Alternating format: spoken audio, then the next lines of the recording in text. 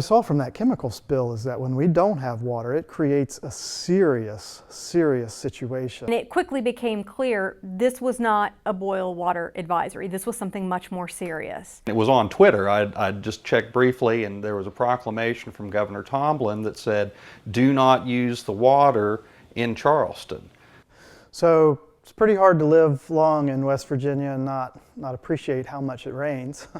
And so water is a prevalent feature in the state of West Virginia. And certainly some of its most remarkable places are its rivers.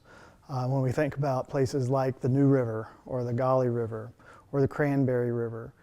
And then when we couple that with some of the major river systems like the Monongahela River and the Kanawha River, places where historic conduits of coal and steel and major economic drivers in terms of industry development along the canal. So rivers are a huge, huge component of the West Virginia landscape. Well, in Charleston, I got a sense of uneasiness, to begin with, because most people understood that it was going to be a while before this really had any sort of conclusion. To find water, we were fortunate that we have relatives in the area that are on wells, so we could go and shower anytime that we wanted or fill up our jugs anytime that we wanted. We're also, probably a little bit better prepared than the average Joe for an incident like this.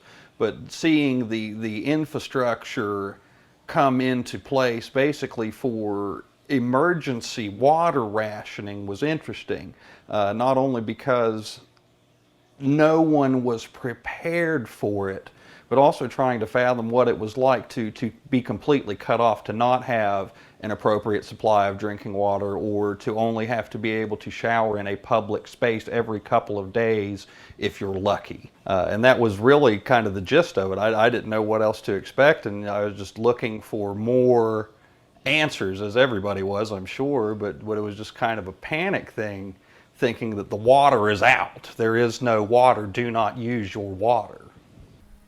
In short, it was a mess. It was a mess. I was lucky. I had water.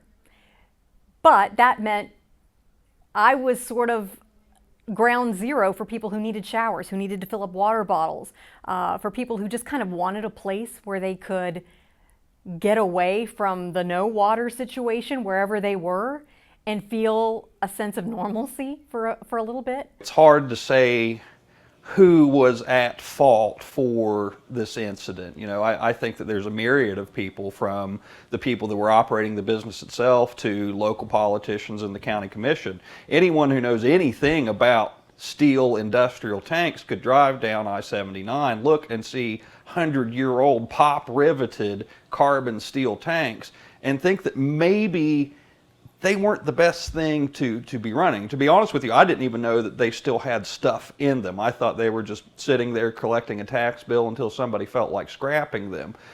This was not handled well, in my opinion, at multiple levels.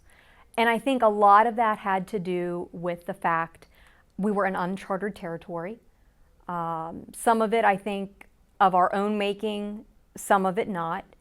This was a chemical that we knew about and had been a part of the coal industry and the cleaning process for a number of years, but had not been studied very extensively. And not one that's just, environmentalists care about it. Everybody cares about it. Citizens care about it. Businesses care about it. It's wildly important to us, and we see it when we realize it when it's gone, or when it's not available to us. That was the first thing that the chemical spill told us, is just how valuable it is.